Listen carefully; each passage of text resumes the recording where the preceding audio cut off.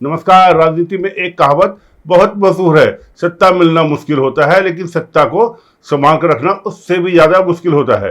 कई नेता चुनाव जीतकर यह मान लेते हैं कि जनता का समर्थन हमेशा उनके साथ रहेगा, लेकिन राजनीति का इतिहास बताता है कि जब भी कोई दल या नेता जनता के मूड को समझने में गलती करता है तब हालात बहुत तेजी से बदलते हैं। ऐसा न करने वालों के साथ आज देश की राजनीति में क्या हो रहा है यह किसी से छिपा नहीं है। चाहे वो पश्चिम बंगाल में ममता बनर्जी हो, महाराष्ट्र में उद्धव ठाकरे हो, दिल्ली में राहुल गांधी हो या फिर जेल और बेल के चक्कर में फंसी आम आदमी पार्टी के सर्वे सर्वा अरविंद केजरीवाल हो। लेकिन दोस्तों, आज हम इन सब की बात नहीं करेंगे। आज हम बात करेंगे उस राज्य की जहां सियासी पूरी तरह 90 डिग्री पर घूम चुकी है। हम बात कर रहे हैं पंजाब की। पंजाब की सियासत में इस वक्त एक ऐसा भूचाल आ चुका है जिसने अरविंद केजरीवाल की रातों की नींद और दिन का चैन उड़ा दिया है। पंजाब में जो स्थिति दिख रही है वो पूरी तरह से यू टर्न ले चुकी है। आम आदमी पार्टी का सफाया अभियान शुरू हो चुका है।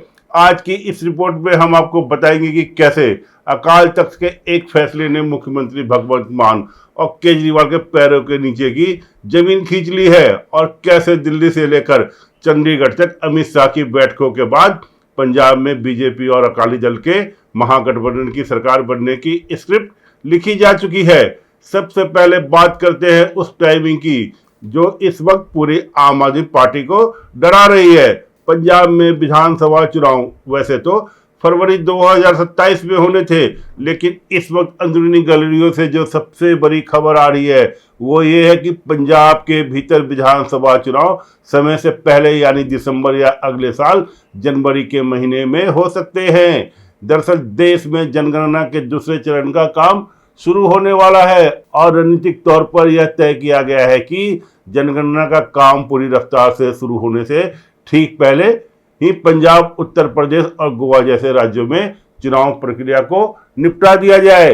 अरविंद केजरीवाल और उनकी टीम भी इस कड़वे सच को अच्छी तरह जानती है और इसलिए वे पहले से ही पंजाब में एक्टिव होने की कोशिश कर रहे हैं। लेकिन इस जल्दीबाजी के बीच केजरीवाल की अकड़ ने उनकी अपनी ही पार्टी के भीतर बार बार ऐसी समस्या पैदा कर दी है कि उसके बड़े बड़े नेता और पुराने सहयोगी अब उसका साथ छोड़ते जा रहे हैं। दिल्ली चुनाव में करारी हार के बाद से ही केजरीवाल अपनी पार्टी में पूरी तरह से अलग थलग पड़ चुका है। उत्तर प्रदेश के पंचायत चुनाव में संजय सिंह को जिम्मेदारी सौंपी गई थी कि आप यूपी का मोर्चा संभालिए, लेकिन वह क्या हुआ, वो उत्तर प्रदेश में सिर्फ एक वसूली तंत्र बन के रह गए।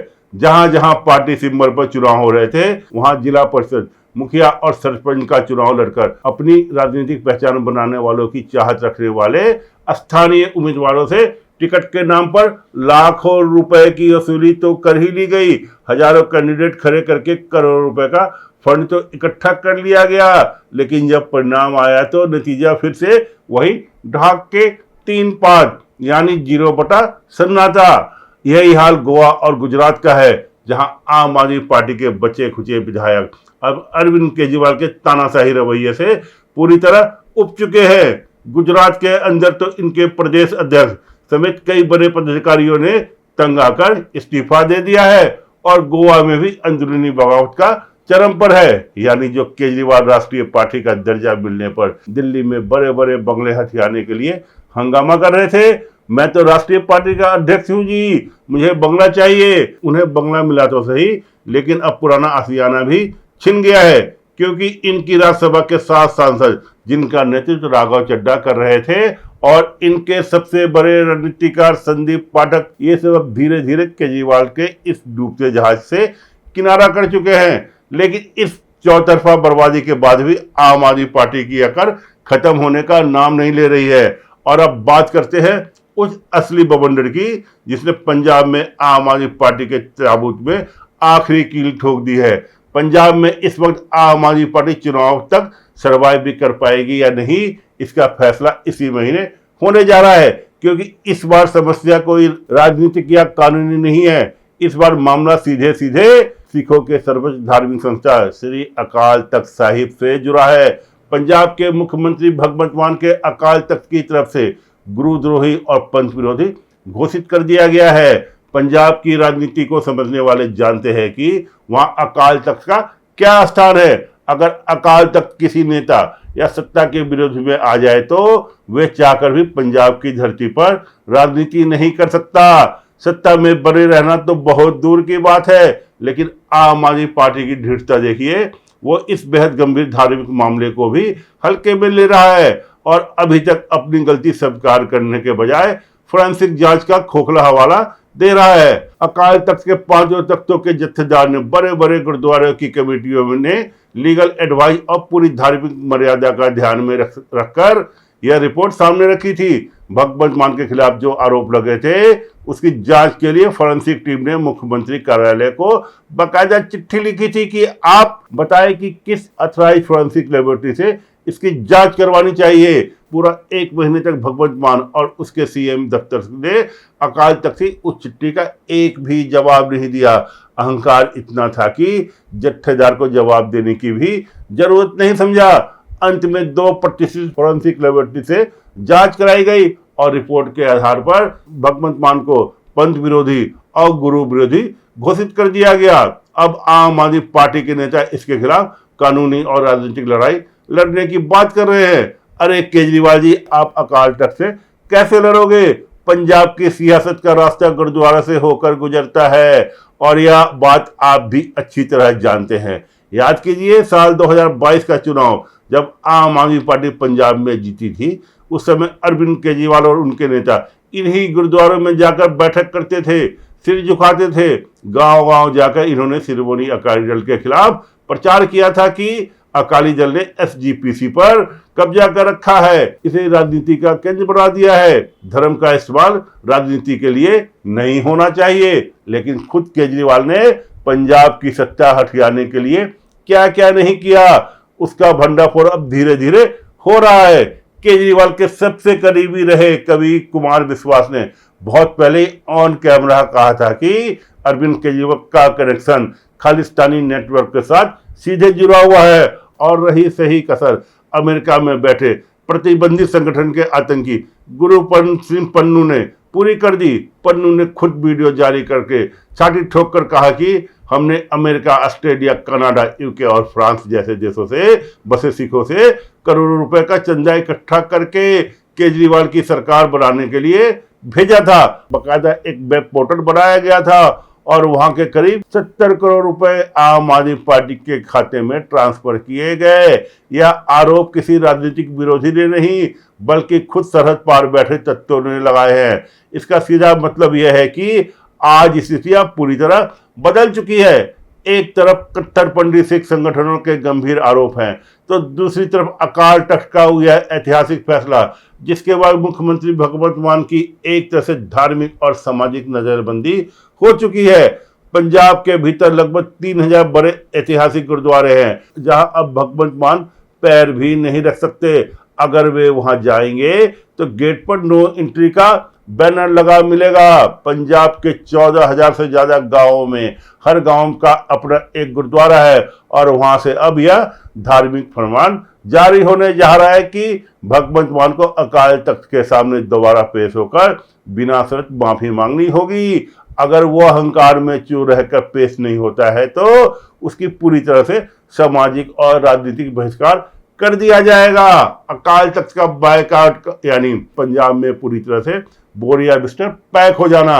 अरविंद केजरीवाल मजबूरी में भगवंत मान का समर्थन कर रहे हैं क्योंकि उन्होंने मान को सीएम कैंडिडेट घोषित कर रखा है, लेकिन अंदर ही अंदर पूरी पार्टी इस वक्त कांप रही है। यह संकट सिर्फ भगवंत मान तक सीमित नहीं है, असली झटका तो 29 जून को लगने जा रहा है, जो आम आदमी पार्टी के इतिहास का सबसे बड़ा क्रूशियल यानी निर्णायक दिन साबित हो सकता है। अकाल तख्त ने आम आदमी पार्टी के सभी सिख विधायकों को बाकायदा नोटिस जारी करके 29 जून को अकाल तख्त साहिब के सामने हाजिर होने का हुक्म सुनाया है। अब जरा आम आदमी पार्टी का आंतरिक गणित समझिए। पंजाब विधानसभा में आम आदमी पार्टी के कुल 92 विधायक हैं, जिनमें से 65 से ज्यादा विधायक पगड़ीधारी यानी सिख समुदाय से आते हैं। अब इन 65 विधायकों के सामने जीवन का सबसे बड़ा धर्म संकट खड़ा हो गया है। एक तरफ मुख्यमंत्री भगवंत मान और अरविंद केजरीवाल की कुर्सी है, तो दूसरी तरफ उनका धर्म, समाज और सर्व अकाल तख्त साहिब का हुक्मनामा है। कोई भी सिख विधायक, चाहे वो कितना भी बड़ा मंत्री क्यों ना हो, अकाल तख्त के हुक्म की नाफरमानी करने की जरूरत कभी नहीं कर सकता। अगर 29 जून को ये 65 विधायक अकाल तख्त के सामने पेश होते हैं और उन्हें होना ही पड़ेगा, तो वो वहां उन्हें स्पष्ट स्टैंड लेना होगा। अकाल तख्त के जत्थेदार साफ कहेंगे कि गुरुद्रोही घोषित हो चुके मुख्यमंत्री के साथ खड़े रहना भी पंच विरोधी कृत्य में माना जाएगा। ऐसी स्थिति में इन 65 विधायकों के पास अपनी राजनीति और समाज में वजूद जाने का केवल एक ही रास्ता बचेगा, और वो रास्ता है भगवंत मान का खुला विरोध करना, यानी पार्टी से बगावत करके अलग गुट बना लेना। यानी जो 65 विधायक कल तक केजरीवाल के गुणगान कर रहे थे, वो अब अकाल तख्त के आदेश पर भगवंत मान के खिलाफ खड़े होने पर मजबूर है। इसका सीधा मतलब यह है कि पंजाब में आम आदमी पार्टी के भीतर एक बहुत बड़ी और ऐतिहासिक टूट की स्क्रिप्ट लिखी जा चुकी है, जिसका क्लाइमैक्स इसी महीने के अंत में आ जाएगा। अगर आम आदमी पार्टी कमजोर हो रही है तो इसका फायदा किसे मिलेगा? क्या कांग्रेस दोबारा सत्ता में आएगी? तो भाई साहब, कांग्रेस की हालत तो इस वक्त पंजाब में और भी ज्यादा पतली है। वहां गुटबाजी इस कदर चरम पर है कि पंजाब कांग्रेस में 66 बड़े नेताओं को दिल्ली आलाकमान ने तलब किया है। बगावत को शांत करने के लिए 3 सदस्यीय कमेटी बनाई गई है, जिसका नेतृत्व अजय माकन कर रहे हैं। माकन बंद कमरे में इन नेताओं को डांट लगा रहे हैं, अपनी आपसी रिपोर्टर बंद करो, वरना जो हाल 2022 में हुआ था वही हाल आगामी चुनाव में भी होगा और तुम कहीं सत्ता में मुंह दिखाने के लायक नहीं होगे। तो फिर असली खेल कौन कर रहा है? असली खेल रच रहे हैं देश के गृह मंत्री अमित शाह के चाणक्य नीति वाले चक्रव्यूह में। दिल्ली से लेकर चंडीगढ़ तक बैठकों का दौर जारी है। दिल्ली में अमित शाह के साथ शिरोमणि अकाली दल के अध्यक्ष सुखबीर सिंह बादल की 4 से ज्यादा दौरे की बेहद सीक्रेट और हाई लेवल बैठक हो चुकी है। वही चंडीगढ़ में आरएसएस के सहकार्यवाहक अरुण कुमार और बीजेपी के राष्ट्रीय संगठन महामंत्री बीएल संतोष ने पंजाब के कोर नेताओं के साथ महामंथन किया है। इस बैठक में जमीनी हकीकत पर चर्चा हुई कि पंजाब के ग्रामीण क्षेत्रों में बीजेपी की पकड़ अभी थोड़ी सी कमजोर है और उस ग्रामीण दीवार को तोड़ने के लिए शिरोमणि अकाली दल यानी सुखबीर सिंह बादल के साथ गठबंधन का होना बेहद जरूरी है। सुखबीर सिंह बादल खुद पिछले कई महीनों से गठबंधन के लिए गुहार लगा रहे हैं। बस पेच इस बात पर अटका हुआ है कि इस बार नेगोशिएशन का लेवल थोड़ा अलग होगा। पहले बीजेपी पंजाब में 117 विधानसभा सीटों में से केवल 25-30 सीटों पर ही चुनाव लड़ती थी और जूनियर पार्टी होती थी, लेकिन इस बार बीजेपी ने साफ कह दिया है कि वे कम से कम 50-60 सीटों पर अपना उम्मीदवार उतारेंगे। यानी पंजाब में बड़े भाई की भूमिका में अब भारतीय जनता पार्टी रहेगी। यह गठबंधन पंजाब की सियासत में सत्ता परिवर्तन की 100% गारंटी माना जा रहा है। क्यों? क्योंकि अगर हम पिछले चुनाव में आंकड़े को देखें तो लोकसभा चुनाव में भले ही बीजेपी को पंजाब में सीट नहीं मिली, लेकिन वोट शेयर के मामले में बीजेपी ने सबको चौंका दिया। पंजाब की कम से कम 5 ऐसी लोकसभा सीटें हैं, जैसे पटियाला, लुधियाना, अमृतसर, गुरदासपुर और फिरोजपुर, जहां अगर बीजेपी और अकाली दल का वोट बैंक एक साथ मिलाया जाए तो उसका कंबाइंड वोट शेयर कांग्रेस और आम आदमी पार्टी दोनों से कहीं ज्यादा बैठता है। पटियाला और लुधियाना जैसी सीटों पर तो इनका ज्वाइंट वोट बैंक जीत के अंतर से 1 लाख से भी ज्यादा ऊपर है। तो दोस्तों, पंजाब की पावन धरती पर धर्म और राजनीति के साथ खिलवाड़ करने का जो खामियां आज आम आदमी पार्टी को भुगतना पड़ रहा है, वो उसके अहंकार का सीधा परिणाम है। अकाल तख्त का यह हंटर और दिल्ली में अमित शाह का रचा यह सामरिक चक्रव्यूह मिलकर पंजाब में अरविंद केजरीवाल की सत्ता को हमेशा हमेशा के लिए उखाड़ फेंकने के लिए तैयार है। ग्रामीण और शहरी क्षेत्रों का यह ज्वाइंट फोर्स अब आम आदमी पार्टी के सुपड़ा साफ करने की कगार पर है। अपनी राय कमेंट बॉक्स में जरूर बताइए। अगर वीडियो पसंद आया हो तो लाइक करें, शेयर करें और चैनल को सब्सक्राइब करें। जय हिंद। ताज़ा खबरों से जुड़े रहने के लिए हमारे चैनल को सब्सक्राइब करें और बेल आइकन को दबाना ना भूलें, ताकि हर खबर की नोटिफिकेशन आपको मिलती रहे।